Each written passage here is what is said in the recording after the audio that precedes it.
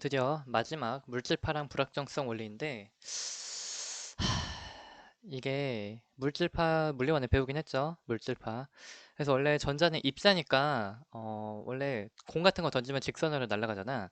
그래서 이중슬릿에 요 총을 쏴가지고 모든 방향으로 이제 전자총을 쏘면은 전자가 공처럼 날아가서 요렇게 나올 것 같죠.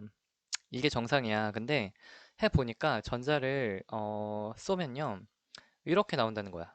분명 틈은 두 개고 좁죠? 틈은 두 개고 여기서 가면 이렇게밖에 못 가잖아. 근데 여기는 왜 있는 거지? 이거 왜 있는 거야? 그래서 오른쪽에 실험 결과가 나왔어요. 그래서 요거는 우리가 이해를 못하는 게 정상이야. 이건 말이 안 돼. 이럴 수가 없어. 왜냐면 우리가 빛의 간섭에서 봤는데 빛의 간섭 여기서 잠깐 봤는데 이게 이렇게 온다는 뜻은 파동이 물질파는 파동이 돼서 간섭을 한다는 뜻은요. 여기서 파동이 하나 있고 여기서 파동이 하나 있고 실제로 파동이 이렇게 와서 여기서 간섭을 한다는 뜻이야. 그래서 이중슬릿 실험은 실제로 이렇게 파동 두 개가 직접 가서 간섭을 해서 나타나야 이중슬릿이 나오는 거거든. 그 그림 어디 갔어? 여기 있죠? 그래서 실제로 간섭하는 데는 실제로 물결이든 빛이든 실제로 하나가 가고 하나가 가서 그래서 여기서 만나야 간섭을 한다는 뜻이야. 두 파동이 실제 만나서 중첩이 돼서 보강이든 상쇄든 간섭이 되는 건데 요것도 빛도 한 빛과 두 빛이 가서 그래서 보강이 돼서 이렇게 이중슬릿 실험에 이러한 무늬가 나오는 게 빛 두 개가 실제로 만나서 이렇게 간섭을 해야 이렇게 나타나는 건데 요거는 말이 안 되는 거야. 그래서 요거는 어떤 뜻이냐면 전자를 1초에 하나씩 쏴, 하나씩 쏴, 하나씩 쏴, 1초에 하나씩 쏴. 그러면은 얘가 여기를 통과를 할 때 둘 중 하나만 통과를 하겠죠. 그래서 절대로 얘는 통과를 할 때 두 개가 반으로 쪼개질 수가 없어. 갈 때 일단 하나 쏴 여기 박혔어. 하나 쏴 박혔어. 박혔어. 박혔어. 박혔어. 박혔어. 박혔어. 박혔어. 박혔어. 하나씩 쏴. 근데 간섭 무늬가 나와. 이거는 설명을 못해. 얘가 분명 간섭은 두 개가 한 곳에서 만나서 간섭을 일으켜야 되거든. 말이 안 돼. 전자는 분명 하나야. 얘가 어떻게 여기 동시에 지나가는 건가? 어떻게 해요? 어떻게 동시에 지나가지? 반으로 쪼개져? 아닌데 전자 못 쪼개져요. 어떻게 하지? 근데 하나씩 쏘면은 하나씩 박혀. 근데 멀리서 보고 많이 쏘면 간섭 무늬가 나와. 이건 이해를 못하는 거야. 이해를 못하는 거예요. 물질파는 이해를 인간이 할 수가 없고 그리고 톰슨 그래서 요거를 또 이제 원형 구멍을 뚫고 하니까 X선 전자기파와 똑같은 간섭 무늬를 나타냈다. 그러니까 물질이 무슨 일이 있는지 모르겠지만 일단 파동처럼 행동을 한다고. 그래서 우리가 물질파라고 부르고요. 이건 이해를 할 수 없는 현상이야. 이해를 못해. 그래서 빛이 파동과 입자의 성질을 모두 갖고 있듯이 전자도 입자의 성질과 파동의 성질을 모두 갖고 있다. 질량을 갖고 있는 입자가 파동처럼 행동하면서 그 파동을 우리가 물질파라 그래. 이거 이해를 할 수 없는 현상이야. 물질파. 이해를 할 수가 없고 그래서 물질파는 파장은 운동량의 반비례해요. 공식은 물리원 때 배웠지. 람다는 P분의 H는 요거는 MV분의 H. 그래서 우리가 이렇게 구하는데 우리가 보통은 전자를 쏠 때 높은 전압을 걸어서 전자를 날아가게 해. 그래서 우리가 여기서 H는 알파벳이 아니고 플랑크 상수 6.6 곱하기 10의 마이너스 34인가? 일단 어떤 그런 상수가 있고요. 일단 뭔가 이런 작은 숫자가 있고 그래서 이게 마이너스 34 정도 되기 때문에 물질파 파장이 너무나 작아. 10의 마이너스 34니까 나노보다 훨씬 작죠. 10의 마이너스 3이 밀리, 마이너스 6이 마이크로, 마이너스 9가 나노, 마이너스 12가 펩탄가? 기억 안 나. 하여튼 그래서 엄청나게 작은 숫자야. 그래서 우리가 V는 ED, F는 QE, W는 QV는 QED 라는 공식이 있어서 전압을 걸면 요만큼의 전기 에너지가 일을 해서 물체를 가속을 시켜서 운동 에너지를 만들어줘. 그래서 운동 에너지는 1볼트를 걸면은 물질의 전하량 곱하기 Q를 곱한 만큼 운동 에너지가 생겨요. 그래서 운동 에너지는 원래 2분의 1 mv제곱을 하는데 전압을 걸어서 물체를 가속을 시키면 2분의 1 mv제곱 또는 2n분의 p제곱. 근데 이게 뭐랑 똑같냐면 보통 물체를 가속을 시키면 운동 에너지가 이렇게 되죠. 어디 갔어? 요거 QV. 그래서 요것도 있다는 거 알아두시고, 그리고 요거를 또 물질파 파장으로 나타내면 P는 람다분의 H니까 2m 람다 제곱분의 H 제곱 P제곱이니까. 그래서 요게 운동 에너지가 이렇게 되는 거랑 결국 전압을 통해서 만들어준 운동 에너지랑 같다. QV 이렇게까지. 그래서 요거는 그냥 기본적인 운동 에너지 공식이고 거기다 물질파 파장을 통해서 나타낸 음, 운동 에너지 공식 그게 추가가 되는 거고, 그리고 우리가 보통은 전압을 걸어서 가속을 시키니까 QV까지. 이 공식은 다 외우고 있어야 돼. 이것도 당연히 외워야 되는 거고. 그래서 우리가 보통 전하인 Q인 물체에 10V를 가하면 얘가 전기 에너지에 의해서 빠르게 가속이 돼서 날아가. 운동 에너지가 생기는데 얼마가 생기냐면 QV만큼 생기게 돼. 그리고 평소 야구공과 같은 물질은 운동량이 너무 커서 물질파 파장이 이게 10의 마이너스 34거든. H 플랑크 상수가. 거기다 MV까지 또 숫자가 크면은 10의 마이너스 35, 36 이렇게 너무나 작은 거야. 그래서 파장이 작아서 물질파 파장이 안 보여. 그래서 파동성이 관측을 하기가 어려워. 근데 원자나 전자 같은 경우는 질량도 너무나 작고 속력도 느린 거야. 속력은 좀 빠를 수 있겠지만 질량이 너무 작아. 질량이 너무 작아서 운동량이 엄청 작아. 그래서 물질파의 파장이 요게 결국 커져. 빛 정도가 돼. 물질파 파장이 결국 빛 정도에 근접을 하게 돼요. 그래서 물질파의 파장이 조금 커져서 그나마 커서 그래서 우리가 파동성을 관찰할 수 있다. 빛 정도가 되는 거야. 그래서 빛이랑 비슷한 이런 결과를 나오는 거고. 그래서 일단 물질 이 실험 결과를 해석을 하려면 이렇게 일단 해야 돼. 이래야 일단 실험 결과가 해석이 됐어. 근데 왜인지 우리가 이해를 할 수는 없는 거지. 이렇게 하자. 그래? 그러면 실험 결과가 다 해석이 돼. 왜인지는 몰라. 모르고요. 그래서 일단 여기서 또 상태가 느낌 이상하다 했는데 실험 하나가 더 나와. 그래서 러더퍼드 행성 모형은 원래 이런 문제가 있었어요. 그래서 원래는 러더퍼드 행성 모형이라는 거 가운데가 플러스가 있고 주변을 마이너스가 이렇게 도는 거죠. 원운동을 하는 거죠. 이게 러더퍼드의 행성 모형이었는데 플러스 마이너스가 전자기력에 인력을 작용하고 구심력이 돼서 원운동을 하게 돼. 근데 운동 방향이 계속 바뀐다는 뜻은 원래 구심 가속도가 작용을 해서 A는 R분의 V제곱 배운 거죠. 그렇기 때문에 가속도가 있다는 뜻이야. 그리고 전하를 띈 입자가 가속 운동을 하면 원래 전자기파가 방출이 돼. 이것도 지난 시간에 배웠죠? 그래서 전하를 띈 입자가 가속 운동을 하면 전기장과 자기장이 나오고 변하는 전기장과 자기장이 알아서 시공간을 통해 퍼져나가는 게 전자기파였어. 그래서 이런 전자기파가 나온다는 뜻은 얘 운동 에너지가 빛 에너지로 전환이 된다는 뜻이고, 그래서 운동 에너지가 점차 줄어드니까 속력이 줄어. 그러니까 이 구심력이 약해져. 그래서 얘가 이제 전자가 점점 에너지가 줄면서 이게 도는 속력이 약해지면서 점차 원자핵으로 추락을 하면서 얘가 전자가 원자핵과 붙어야 돼. 그러면 전자가 없어져? 어떻게 되는 거지? 모르겠죠. 근데 전자핵과 없어지면 이제 원자가 다 무너지는 거야. 그러면 망하는 건데, 근데 원자핵과 전자는 충돌하지 않고 현재까지 잘 살아있어. 그 뜻은 전자기파가 나오면 안 돼. 근데 우리가 배운 바로는 전자기파가 나와야 되는 게 맞는데 현재 안 나오고 있고 원자가 잘 유지가 되고 있고 그렇단 말이야. 그래서 요거는 우리가 여기서 잘 몰랐어요. 그래서 어딨지? 돌턴에서 톰슨 갈 때 그 음극선 실험이 있었고, 톰슨 러더퍼드 갈 때도 뭐 있었지? 알파 입자 산란 실험이 있었고, 러더퍼드에서 보어 갈 때 그 문제를 해결한 거야. 그래서 원래는 러더퍼드에서 이제 빛 에너지가 방출이 안 되고, 그리고 이제 전자가 잘 이렇게 돌고 있는 걸 설명을 하기 위해서. 그리고 또 하나 실험이 요거 수소 원자에서 나오는 라이먼 계열, 발머 계열, 파시안 계열의 선 스펙트럼을 설명을 못했어. 왜 나오는지를 알 수가 없는 거야. 요거에서는. 그랬는데 이제 보어가 되면서 이 두 가지 문제를 일단 해결하게 돼요. 왜 해결했냐면 어떻게 해결했냐면 잘 그냥 해결했어. 이렇게 했어. 그래서 아래 특정한 조건을 만족할 때 전자기파를 방출하지 않고 안정한 상태를 유지한대. 왜? 몰라. 이렇게 하면 실험 결과가 설명이 돼.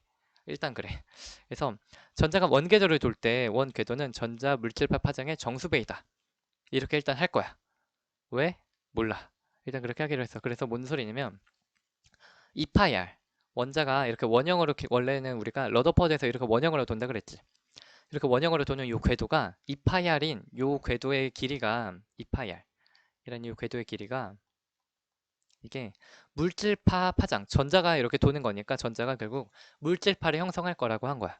그리고 전자의 물질파가 결국 파동처럼 이렇게 하면서 전자가 여기를 돌 건데 그게 물질파 파장의 정수배려고 람다 곱하기 n 이렇게 한대. 왜? 몰라. 그리고 람다는 이게 물질파거든요. 그래서 n 곱하기 p는 람다분의 h, 람다는 p분의 h. 그래서 p는 mv분의 니까 mv니까 이렇게. 왜? 몰라. 이렇게 하면 실험 결과 설명된대. 그럼 어쩔 수 없지. 아 그래 네 말 맞다 쳐봐. 일단 오케이 그래 그런가 보다 하고 이렇게 하고서 요거를 가지고 얘가 잘 풀었어. 이렇게 가지고 잘 계산했더니 이게 라이먼 계열, 발머 계열, 파셴 계열의 선 스펙트럼을 설명할 수 있게 되는 거야. 요거를 얘가 유도해내. 이 a는 마이너스 n제곱분의 13.6 요거 우리 외웠지? 외워야 돼. 이거 물리원에서 나온 요거를 얘가 요것만 도입을 해서 알아냈고 에너지가 이렇게 나오고 요 n 궤도일 때의 전자가 가진 에너지가 이렇기 때문에 궤도가 바뀌면 그 에너지 차이에 해당하는 비에너지를 흡수 또는 방출을 해서 라이먼 계열, 파셴 계열, 라이먼, 발머, 파셴 계열이 나온다고 얘가 이렇게 설명을 했어. 그래서 보어가 한 일은 요거 러더퍼드의 한계인 전자기파가 나오는 거를 이렇게 하면 전자기파가 안 나온다 라고 일단 했어. 그렇게 하기로 했고 그리고 요거를 가지고 전개를 하니까 요거를 유도해냈어. 그랬더니 라이먼, 발머, 파셴 계열의 선 스펙트럼을 완벽하게 얘가 설명을 했어. 그럼 일단 실험 결과를 완벽하게 설명하니까 얘 말이 맞는 거야. 왠지 몰라. 왠지 모르지만 일단 맞아. 그리고 그러니까 얘 말이 맞으니까 물질파도 일단 맞는 거야. 일단 맞는 거예요, 이것도. 왠지 모르겠지만 맞아. 실험 결과가 이런 걸 어떻게? 실험 결과 완벽하게 설명하면 너가 맞는 거야. 됐어. 그래서 일단 이렇게 완벽하고요. 그래서 이게 이파이알이 물질파 파장의 정수라는 게 무슨 뜻이냐면 파동은 이렇게 파동은 원래 한 번, 두 번, 세 번 이런 식으로 우리가 파동을 형성을 해. 이걸 정상파라 그래. 그래서 우리 자바 실험실에 잘 보면은 파동의 정상파 잠깐 볼까? 그래서 원래 항상 정상파가 원래 항상 있어. 잠깐만 이거는 안 봐봤는데 흥미롭네. 잠깐 헷갈려 잠깐만. 요거 보면은 요게 지금 이렇게 되죠. 아 이거 못 보네. 아 프리퀀시를 내가 높일 수가 없네.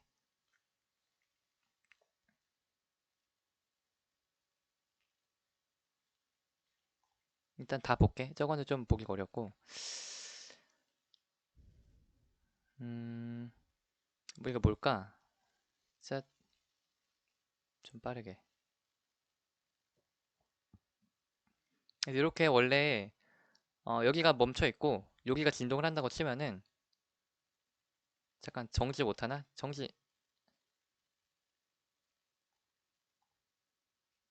아니 정지를 못하네? 일시 정지를 못하나? 어우야. 그래서 이렇게 원래 이런 식의 파동이 원래 이런 식이 돼. 이걸 정상파라 그래. 아 제대로 볼 수가 없네. 그래서 북을 두드리거나 악기에선 항상 이렇게 정상파가 되거든요. 뭐 보이지가 않네. 어... 이것도 잘 안 보인다. 어쩔 수 없고. 그래서 이렇게 한번 이렇게 돌 때 정상파라는 게 다 생기는데 그게 뭐냐면 잠깐 원자 뭐요? 그래서 물질파도 파동이기 때문에 얘가 정상파를 형성을 한다는 뜻이야. 그게 뭐냐면 이렇게 한 바퀴 이렇게 원형으로 돌 때 이게 1파장, 2파장, 3파장 이렇게 얘네가 이렇게 파동을 형성을 하면서 이렇게 된다고. 여기서 시작을 하면 1파장, 2파장, 3파장, 4파장, 5파장 해서 처음과 꽃 맞닿게. 요게 정상파야. 근데 이게 안 맞으면은 파동이 안 되겠지. 그래서 이렇게 하면은 틀린 거고 정상파가 이렇게 된다는 뜻이야. 이것도 보면은 1파장, 2파장, 3파장 해서 위에서 자 여기서 시작해서 한 번, 두 번, 세 번 이렇게 오는 게 정상파야.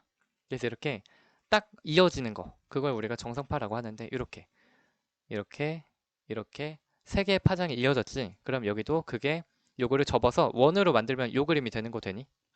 이게 여기서 시작을 해서 1 이렇게 요 원을 기준으로 위로 하나 와서 1파장이 됐어. 그게 여기야. 이번에 2파장에서 여기까지는 어떻게 했냐면 여기서 2 여기까지 그리고 3 이렇게 된 정상파를 접어서 원으로 만들면 요 그림이 되는 거야. 3 그래서 가운데를 기준으로 위로 갔고 아래로 갔죠. 요것도 가운데를 기준으로 위로 갔고 아래로 갔죠.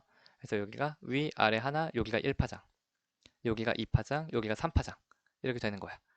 요거는 4개인 건데 여기서도 0으로 시작을 해서 1파장, 위로 한 번 갔죠. 1파장, 2파장 여기 한 번 있죠. 그리고 여기서 위로 아래로 하나 이렇게 해서 3파장, 4파장. 파장이 딱 맞아서 이렇게 제대로 도는 거 우리가 정상파라고 하고요. 이게 이제 잘못되면은 딱 안 되는 거야.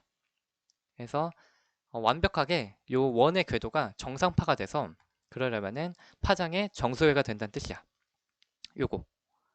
그래서 2파이r인 원 궤도가 파장의 정수배가 돼야 완벽하게 얘가 원 궤도를 예쁘게 만들어줘서 이렇게 해서 정상적인 상태로 있는다. 이게 정상파야.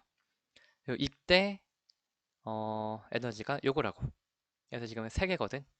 그래서 이렇게 일단 되는 거 알 수 있고 요거를 일단 유도를 해볼게. 유도를 해보면 자 요거를 가지고 유도를 하는 거야. 그래서 여기서 속력이 V고 얘가 M이면은 일단 얘와 플러스와 마이너스 있기 때문에 수소 원자는 플러스 2, 마이너스 2 얘네 사이에 전기력이 작용을 해요. F는 마이너스 R제곱분의 2제곱의 전기력이 작용 K 어디 갔어? K 곱하기 잠깐만 부호는 뺄까? 일단 전기력의 크기는 이렇게 돼. K 곱하기 R제곱분의 2제곱의 전기력이 작용을 해요. 요게 이제 구심력이 되는 거야.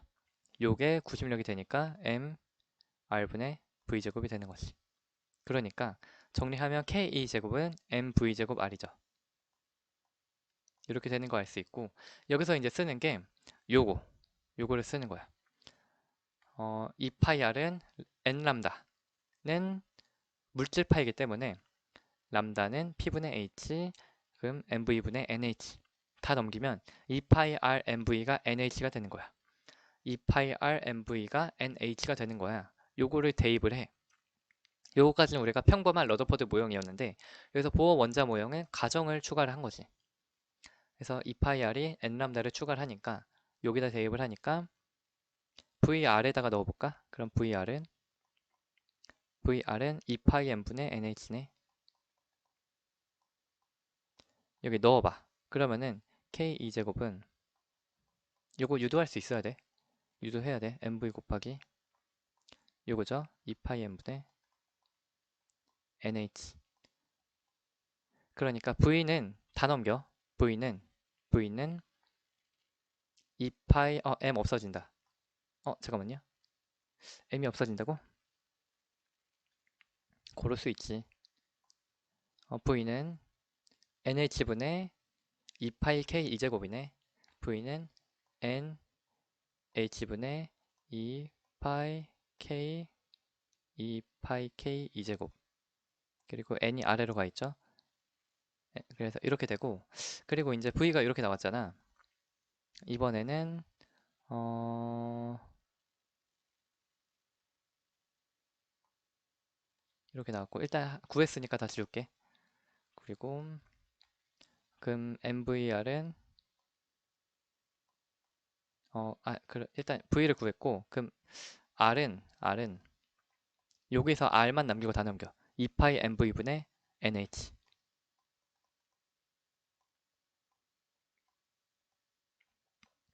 그러니까 2파이 M분의 NH 곱하기 V분의 1. 2파이 K 2제곱분의 2파이 K 2제곱분의 NH. 이게 V죠? 이게 V분의 1이죠? 2파이 K 2제곱분의 NH. 그러면 R은 뭐야? 4 파이 제곱 MK 2제곱분의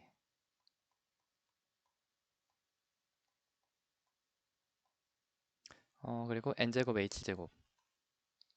그래서 N만 따로 빼. 이렇게 된 거고, 잠깐 맞았나 틀렸나 잠깐 보고 올게. 그래서 일단 이렇게 계산을 해서 이제 하는 거고, 이제 역학적 에너지는 운동 에너지와 위치 에너지를 어, 더하는 건데, 이게 했나 기억이 안 나는데, 이 전기력에 W는 큐브이잖아. 그리고 이거 안 했나? 하여튼 그래서 그 전기력에 V는 이렇게 나와. V는 마이너스 K 곱하기 R분의 2제곱이거든. 이거 중력에서 U 했나? 마이너스 G 곱하기 R분의 이거 했나? 기억 안 나네. 하여튼 이런 식의 역학적 에너지가 위치 에너지가 이런 식으로 되기 때문에 요거를 두 개를 더해 보면요. 요 일단 해볼게. 2분의 M 곱하기 V제곱을 해야 돼. V제곱이 뭐지? 제곱이요. N제곱 H제곱 제곱분의 일단 그래서 역학적 에너지가 이런 식이 되고 그러니까 우리가 구한 R과 V를 대입을 해서 V제곱과 R을 넣으면 돼요. V제곱은 4파이 제곱 K제곱 2의 4 빼기 R분의 N제곱 H제곱분의 R분의 1 먼저 쓰고 K 2제곱 해서 하면은 R제곱 R분의 1이니까 4파이 제곱 MK 2제곱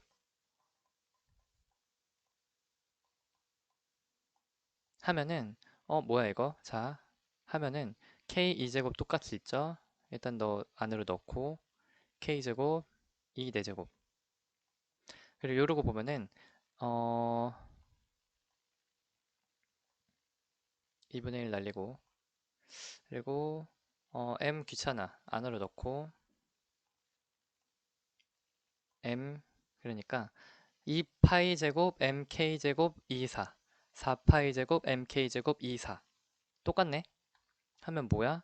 2분의 4잖아 잠깐 그냥이죠 이미 분모 통분돼 있네 그러면은 마이너스 n제곱 h제곱분의 2파이죠 마이너스 n제곱 h제곱분의 4파이 2파이 제곱 2파이 제곱 m k 제곱 2 4가 되죠. 계산하면 요게 마이너스 n제곱은 그냥 있고 요거를 계산하면 마이너스 13.6 일렉트론 볼트가 나온다고. 골에서 이렇게 유도를 한 결과가 요거라는 거야. 다만 러더퍼드의 요 구심력 쓴다. 요거에다가 요것만 넣으면 돼. 그래서 이렇게 나온 결과가 우리가 외운 거야. 그래서 이제 여러분이 유도할 수 있어야 돼. R이랑 V 정도는 유도를 할 수 있어야 돼. 왜냐면 까먹으면 유도를 해야 되기 때문이고 이거 외우긴 쉽지 않아. 그래서 R은 N제곱이랑 B를 해요. 그리고 V는 N분의 1이야. 그래서 2파이 R은 M 람다.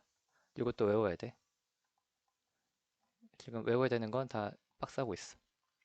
그래서 2파이 R은 N 람다. 즉 이게 람다는 P분의 H니까 MV분의 NH까지. 그렇기 때문에 V랑 R을 곱한 게 N이야. V랑 R을 곱한 게 N이야. 그래서 R은 N제곱에 비례 하고 V는 N분의 1에 비례 하고 그래서 람다는 N람다가 R이죠. R이 N제곱이니까 N람다가 N제곱이니까 람다는 N에 비례해. 이거 다 못 외워. F는 r제곱분의 1이기 때문에 F는 r제곱분의 1이기 때문에 R이 n제곱이니까 F는 n의 4분의 1이야. n 4승분의 1이야. 그리고 에너지는 2분의 1 mv제곱이기 때문에 v제곱이기 때문에 n제곱분의 1에 비례해. 이거 다 못 외우는 거야. 못 외워. 그래서 너네가 외워야 될 거는 다 색칠해버렸네. 외우라고. 외우는 건 차차차. 일단 내가 외우라고 하는 거는 지금 박스 치는 거 요 정도. 이 정도 물어보면은 요거는 외우고 있어야 되고 외우는 거 외우고 외우고 외우고 그리고 나머지는 구하는 거야. 그래서 2파이 r이 n 람다니까 r이 n제곱 n제곱이 n 람다 해서 람다는 n에 비례한다 유도하는 거고 f는 r제곱분의 1이기 때문에 r이 n제곱이니까 n의 4분의 1이구나 요것도 유도하는 거고 이 정도는 다 요건 외워야 되고 요것도 외우면 좋고 까먹으면 유도하시고 주기는 v분의 2파이 r이니까 이거를 v는 n분의 1 r은 n제곱 해서 주기는 n3승에 비례한다. 이거 다 유도하는 거고. 그래서 여기까지 일단 뭐야 이건. 그래서 일단 이렇게 할 수 있어야 되고 가정 요건 외워야 돼. 이거 외워야 되고 요거는 우리가 외우는 거고. 그래서 그림은 이렇게 돼서 요 그림 해석하는 문제가 많이 나왔어. 그래서 요 경우는 1, 2, 3, n이 3인 궤도의 모습이었어. 그래서 이렇게 우리가 원으로 항상 그렸는데 원으로 전자가 이렇게 돌고 있다고 했는데 이게 실제로는 이렇게 정상파를 형성을 해서 딱 완벽하게 처음과 끝이 이어지게 파동이 돼야 된다. 그랬고 그래서 요것도 있었고 이제 여러 가지 실험을 많이 하는데 이거 말고도 전자가 간섭을 해서 특정한 실험 결과가 나오는 걸 발견을 또 해요. 전압을 걸어서 쏘니까 이거를 여기다 니켈 결정에 입사를 했어. 입사를 했더니 특정 각도일 때 전자가 엄청 많이 나오는 걸 관측을 해요. 이게 원래는 이렇게 쐈을 때 뭐 일정하게 다 줄어들거나 사실상 뭐 그래야 되는 것 같은데 여기 특정 각도일 때만 너무 갑자기 전자가 많이 나오는 거야. 이상한 거지. 그래서 요거를 전자가 파동처럼 행동을 해서 전자가 보강 간섭과 상쇄 간섭을 일으켜서 실험 결과가 여기는 엄청 많고 여기는 적고 이런 거를 어, 계산한 값과 실험 결과가 정확하게 일치하는 걸 또 발견을 해요. 그래서 전자가 파동처럼 행동을 하기 때문에 물질파를 가져서 파동처럼 행동을 하니까 똑같이 보강 간섭과 상쇄 간섭이 일어나서 이렇게 됐다. 보강 간섭이 될 때는 이게 우리 눈이 여기서 이렇게 눈 뜨고 보고 있는데 눈이야. 눈 뜨고 이렇게 우리가 보고 있는데 눈썹. 그래서 요게 니켈 결정이 원자 핵 사이 거리가 엄청 짧아. 그래서 이게 원래 빛이 이렇게 들어가고 빛이 들어와서 하나가 이렇게 빛이 이렇게 가고 하나가 이렇게 가서 우리 눈에는 두 빛이 동시에 들어오는 건데 그래서 간섭을 일으키는 건데 이거를 눈 대신에 이제는 이 전자 검출기가 요거를 보는 거고 이거를 이제 전자를 검출을 하는데 하나는 전자가 빛처럼 파동으로 물질파로 이렇게 해서 이렇게 오고 하나는 물질파로 해서 이렇게 오고 이렇게 하는 거야. 그래서 두 개의 전자가 물질파가 돼서 이렇게 간섭을 할 건데 그 간섭할 때의 경로차는 요만큼이지. 요만큼. 그거는 여기 길이가 d라고 했을 때 여기 길이가 d라고 했을 때 경로차 요거는 여기가 파이 1이죠. d 사인 파이. d 사인 파이가 이제 요게 경로차야. 경로차가 이렇게 될 때 경로차가 n람다가 나오면 우리가 보강간섭이 했지. 이번엔 경로차가 1람다, 2람다, 3람다, 4람다가 나오면 보강간섭. 그리고 요 경로차 각도가 이번에 다르긴 한데 경로차가 이번에는 반파장의 홀수배가 나오면 상쇄 간섭이었지. 그래서 여기서는 n람다를 해서 보강간섭 조건이 나왔는데 이게 실제로 계산한 거랑 일치한다는 뜻이야. 그래서 보강간섭 조건은 요거. 근데 이게 전압차 V에 의해서 가속된 전자가 가지는 물질파 파장을 구해보면은 운동 에너지는 QV 해서 전자의 전해량이 E니까 EV는 운동 에너지니까 이렇게 하고 EM 람다 제곱분의 H 제곱 P는 람다분의 H니까 해서 이제 람다 제곱은 EM EV분의 H 제곱 EM EV분의 H 그래서 이렇게 나온 물질파 파장이랑 실제 d 알고 사인 요 각도 50도 알고 그리고 이 람다 그래서 우리가 구한 거 대입을 해보니까 요거 이렇게 해서 우리가 실험에서 한 거랑 요거랑 일치한다고. 그래서 물질파가 맞다는 사실이 증명이 되어서 노벨상을 받았지. 그래서 이렇게 되는 거 우리가 알았는데 이해는 못해. 이해는 할 수가 없어. 그래서 그 이후에 이제 요것도 나오는데 전자가 파동이거든. 전자가 파동이죠. 그리고 불확정성 원리도 나오는데 물체의 위치를 관측하기 위해서는 일단 우리가 전자가 이렇게 돌 때 빛을 쏴서 전자가 있나 없나를 봐야죠. 그래서 원래 항상 우리 눈으로 빛이 들어와야 우리가 물체가 있다는 걸 보잖아. 그래서 전자를 보려면은 빛을 쏘고 반사된 빛이 우리 눈에 들어와야 돼. 그래서 물체는 빛에 맞아서 광자에 맞아서 어쩔 수 없이 광자가 광전 효과에 의해서 얘가 알갱이라는 거 우리가 알잖아. 그렇기 때문에 전자가 있는지 관찰하려면 빛이 전자에 맞고 그 빛이 우리 눈에 들어와야 아, 전자가 저기 있구나 우리가 보는데 얘는 광자가 결국 전자를 때려. 그럼 전자가 맞아서 날아가. 운동량이 변해. 항상 근본적으로 물체의 위치와 운동량은 동시에 정확하게 측정을 할 수가 없어. 근본적으로 그래. 그래서 빛이 들어와서 눈이든 이게 눈이 되거나 아니면은 컴퓨터가 읽거나 하는데 그래서 빛이 들어와서 물체에 맞고 우리 빛이 눈으로 들어와야 되는데 전자는 너무 작고 너무 약하니까 빛에 맞으면 얘가 이상한 데로 날아가 버려. 그래서 운동량이 변할 수밖에 없어. 야구공이나 골프공이나 컴퓨터나 이런 큰 것들은 빛이 운동량이 너무 작으니까 사실 뭐 밀려나지도 않아. 근데 전자의 경우는 너무나 미약하고 너무나 약하기 때문에 빛의 운동량에 영향을 받아서 날아가. 그래서 근본적으로 우리는 물체의 위치를 측정하려고 하면 운동량이 변할 수밖에 없어. 특히 요 작은 세계에서는 전자 이렇게 물질파를 갖는 애들 같이 엄청 작은 애들은 그 효과가 크게 나와. 어쩔 수 없어. 그래서 위치와 운동량을 동시에 측정을 못해. 그리고 요거를 또 똑같이 나오는데 위치와 운동량을 동시에 측정을 할 수 없다. 그래서 하나를 0에 가깝게 측정을 하면요. 그러면은 0 곱하기 델타 P가 요 값이 나오는 거니까 얘가 무한대가 돼. 또는 일단 요거를 한번 읽어봐봐. 그래서 우리가 원래 델타 X는 D분의 L 람다 라는 거 우리 공식 배웠죠. 그래서 요 슬릿의 틈이 좁으면은 그러면은 여기서 델타 X 슬릿의 틈이 좁으면 델타 X가 커지는 거지.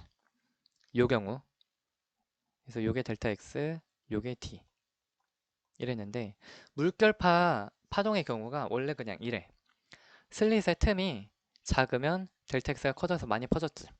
이게 무슨 뜻이냐면 이거를 이제 물체가 전자를 쏜다. 전자를 쏴. 전자를 요 좁은 틈으로 쓰면은 물체의 위치가 요쯤에 있구나 라고 우리가 알게 되죠. 그래서 위치가 비교적 정확하게 측정을 할 수 있어. 근데 요거를 넘어가면 이게 많이 퍼져나가죠. 회절이 많이 해. 그러니까 얘가 운동량은 처음에는 여기 있는 거 우리가 알겠네 하고 비교적 좁은 범위를 측정을 해서 위치를 정확하게 알았지만 그거 위치 측정한 것 때문에 얘가 이렇게 퍼져나가는 거야. 그래서 운동량이 많은 범위가 되죠. 운동 방향을 알 수가 없어. 운동 방향의 불확정성이 너무 커져. 그래서 위치를 제한을 시키면 운동 방향이 너무나 커져서 어디로 튈지 모르고 거꾸로 위치를 좀 부정확하게 틈을 넓히면요. 그러면 얘가 이제 회절되는 게 작아. 그래서 운동 방향은 비교적 정확하게 알 수 있어. 그래서 위치를 정확하게 알면 운동량을 모르고 운동량을 정확하게 알려고 하면 위치를 모르게 돼. 그래서 읽어보면 요 실험을 전자로 하면은 그래서 슬립 간섭 실험에서 틈이 좁으면 위치는 비교적 정확하게 우리가 얘가 여기를 지났다고 알지만 회절이 많이 돼서 운동량은 몰라. 틈이 크면 위치는 모르지만 회절이 좁게 돼서 얘가 이쪽으로 날라왔구나 하고 비교적 정확하게 우리가 운동량을 알 수 있어. 그래서 위치를 정확하게 측정하려고 하면 운동량을 몰라. 또는 운동량을 정확하게 알려고 하면 위치를 몰라. 그래서 이렇게 불확정성 원리는 위치와 운동량을 항상 위치와 운동량의 변수가 항상 있다는 거야. 둘 다 0, 위치 정확, 운동 정확 못한다고. 그래서 위치가 부정확하고 위치의 변화와 운동량의 변화가 항상 존재를 한다. 그 뜻이야. 그래서 그거를 우리가 두 가지 실험으로 알아내는데, 두 가지로 우리가 이해를 했는데, 첫 번째 불확정성 원리는 요거. 측정을 한다는 것은 요게 제대로 된 실제 누구지? 하이젠베르크 불확정성 원리인데 하이젠베르크가 아마 이런 식으로 아마 설명을 했을걸?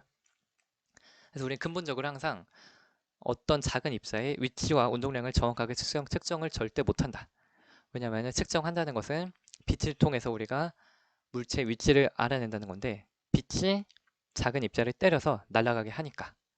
그래서 정확하게 우리가 측정할 수 없다. 그래서 불확정성 원리가 위치와 운동량을 항상 변수가 있기 때문에 두 개의 변수가 둘 다 0, 0 정확하게 측정을 할 수 없다. 두 개의 변수가 곱해서 0이 아니다. 이렇게 하는 게 불확정성 원리야. 요거를 좀 더 우리가 쉽게 이해하려고 슬릿의 예시를 가져온 거야.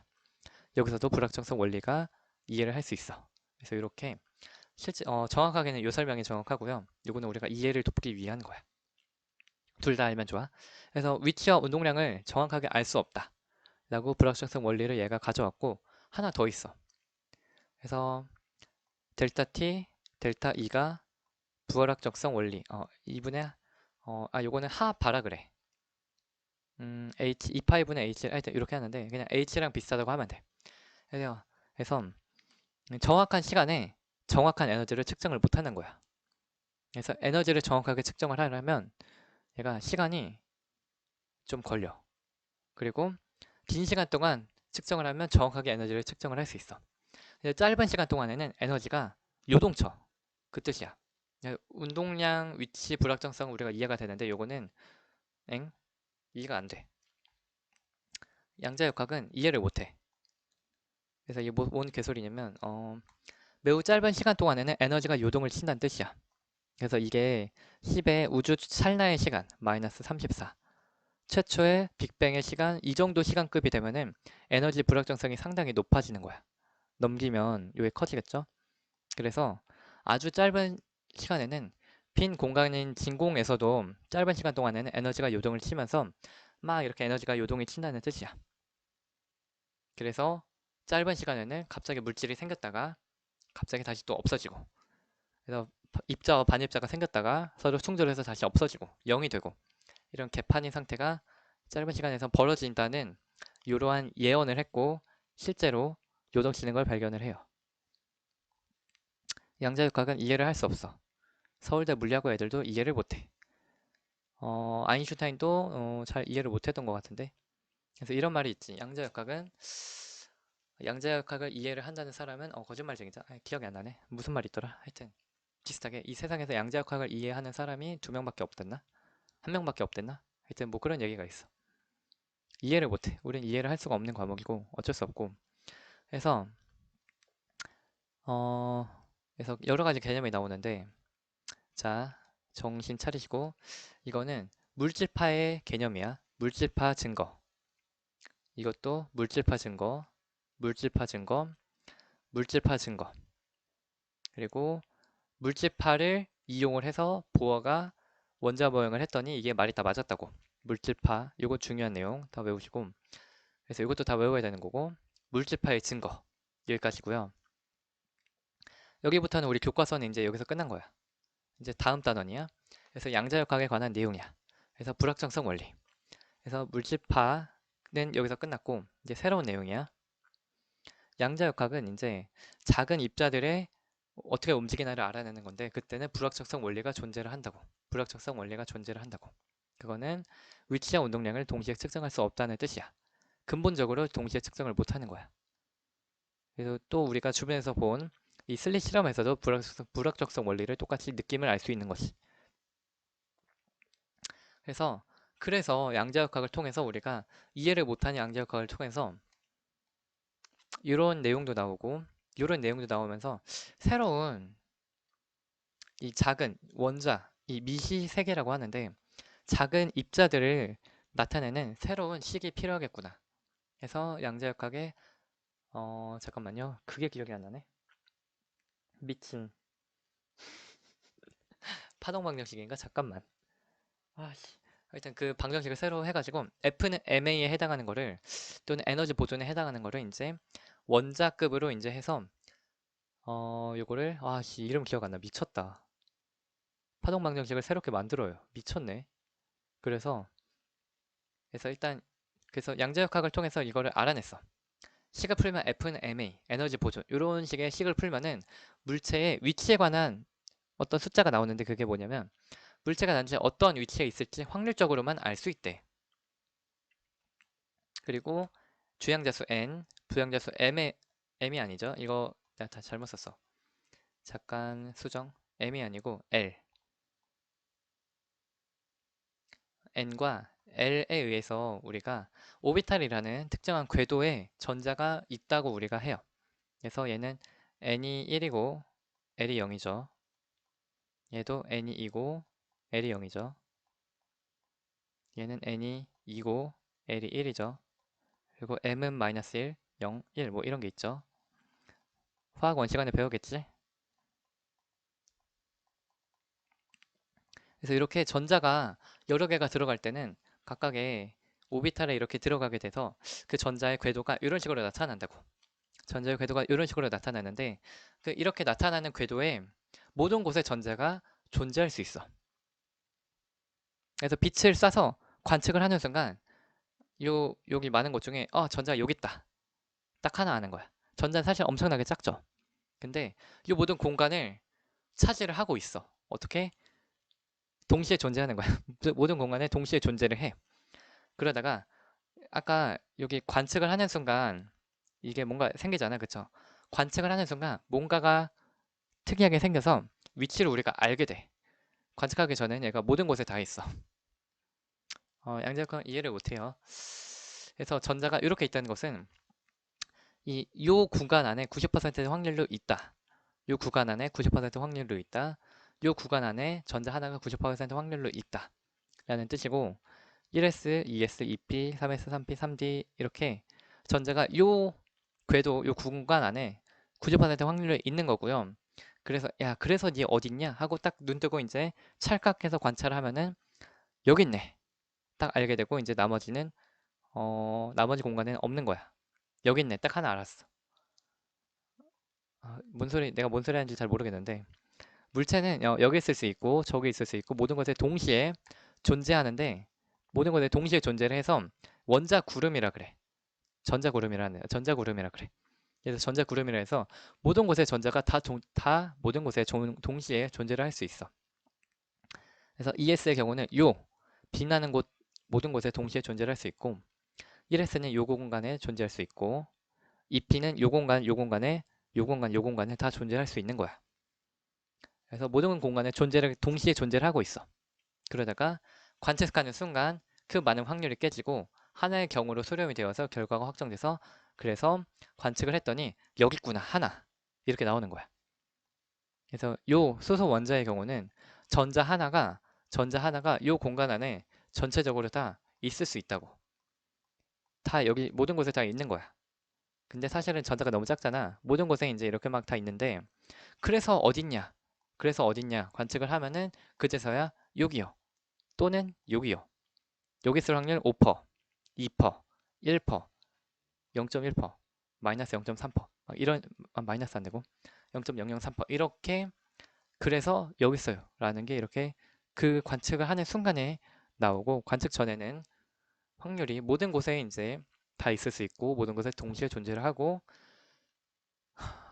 뭔 소리 하는지 모르겠어. 이래서 이제 모든 물리학과 애들이 여기서 이제 멘붕에 빠지고 이해를 하기를 거부를 하죠. 이해를 할 수가 없고 그래서 개소리가 막 나오는데 그래서 요거를 가지고 이제 아인슈타인이 화가 났어. 아니 뭔 개소리냐. 정신이 제대로 박혀있는 인간이면 저런 말을 안 하죠. 뭔 소리지? 그래서 양자역학에 의하면 일단 듣고 넘어가세요. 이 원자급의 미시 세계에서는 일어나는 사건은 관측되기 전까지는 확률적으로만 계산을 할 수 있고요. 그 사건들이 모든 사건이 동시에 존재해. 그래서 얘가 전자가 어디 있는지도 모르고 관측하기 전에 눈 감고 있을 때는 전자가 모든 곳에 막 존재를 하는 거야. 그러다가 눈 뜨고 어딨어? 딱 보면은 여기 딱 하나, 점 딱 하나로 있는 거야. 그게 양자역학의 세계가 그래. 그래서 어떤 사건은 관측되기 전까지 확률적으로만 계산을 할 수 있고 그 사건들이 모든 곳에 동시에 존재를 해서 모든 가능성이 다 있는데 실제로 관측을 하는 순간 그래서 어떤 사건이 벌어졌니? 눈 뜨고 딱 보면은 사건 딱 하나만 일어나고 그게 뭐 3% 확률의 사건이 딱 하나 발생했어. 그렇구나. 다시 또 다르게 뭐 10% 확률이 발생을 했어. 그렇구나. 그렇게 관측하는 순간에 하나의 사건으로 딱 고정이 된다는 뜻이야. 이해를 안 하면 돼요. 뭔지 모르겠다. 그냥 하면 되고. 그래서 그래서 요거를 가지고 어떤 사람이 화나서 이렇게 물어봤어. 이게 슈레딩거의 고양이, 뭐 고양이 패러독스 뭐 이런 거 있는데 고양이 한 마리랑 청산가리 같은 유리병이랑 방사능 물질이랑 방사능 측정기가 있는데 1시간 뒤에 얘가 붕괴할 확률이 50%야. 붕괴하면 청산가리가 깨져서 고양이가 죽어. 그리고 50% 확률로 얘가 붕괴 안 하면 고양이는 살아있어. 이거를 이제 양자역학 버전으로 설명을 하면 상자 열기 전에 살아있을 확률 50%, 죽을 확률 50%로 죽고 살아있는 고양이가 양자역학은 확률로만 있지 실제로 뚜껑을 열기 전에 절대 모르고요. 뚜껑 열기 전엔 두 가지 상태가 동시에 존재한다 그래. 그래서 동시에 존재한다라고 해요. 그러니까 이걸 고양이 버전으로 하면 죽고 살아있는 고양이가 동시에 존재를 하는 거야. 1시간 뒤에 내가 뚜껑 열기 전까지 그 결과를 몰라. 그러다가 뚜껑 여는 순간 죽었거나 살았거나 둘 중 하나가 되는 거야. 그래서 결과가 그렇게 확정이 돼요. 왜 동시에 존재한다고 하냐면 전자 하나가 만드는 사진이 이렇게 찍혔잖아. 말이 안 되는 거야. 전자 하나면 점 하나여야지. 어떻게 이렇게 되는 거지? 말이 안 돼. 그래서 동시에 존재를 하는 거야.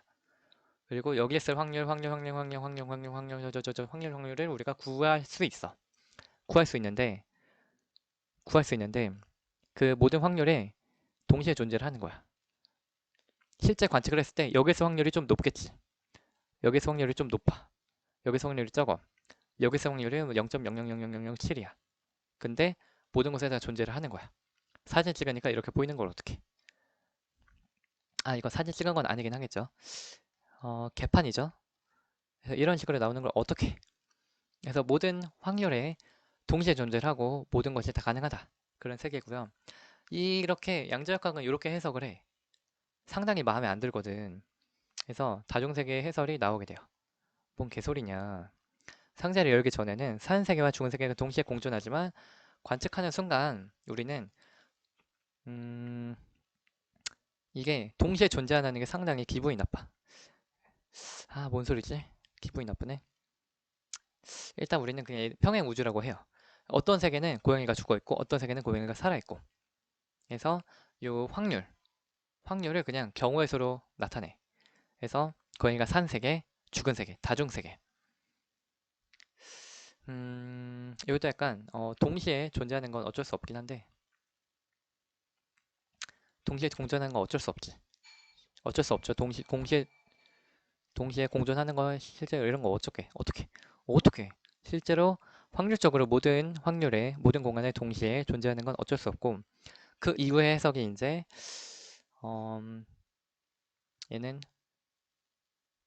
얘는 이렇게 해석하고 얘는 이렇게 해석을 해요. 잘 모르겠어. 지금 머리가 아픈데 모르겠어. 아 괜찮아. 어차피 아무도 몰라. 아무도 모르고 그냥 계산해서 수학적으로 풀 수만 있으면 돼. 잘 모르겠고요.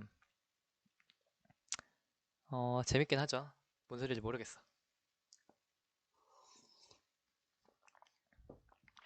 그래서 여기까지는 끝났고 이제 양자역학에 대해 얘기를 하면 양자역학은 불확정성 원리가 존재를 하는 거야.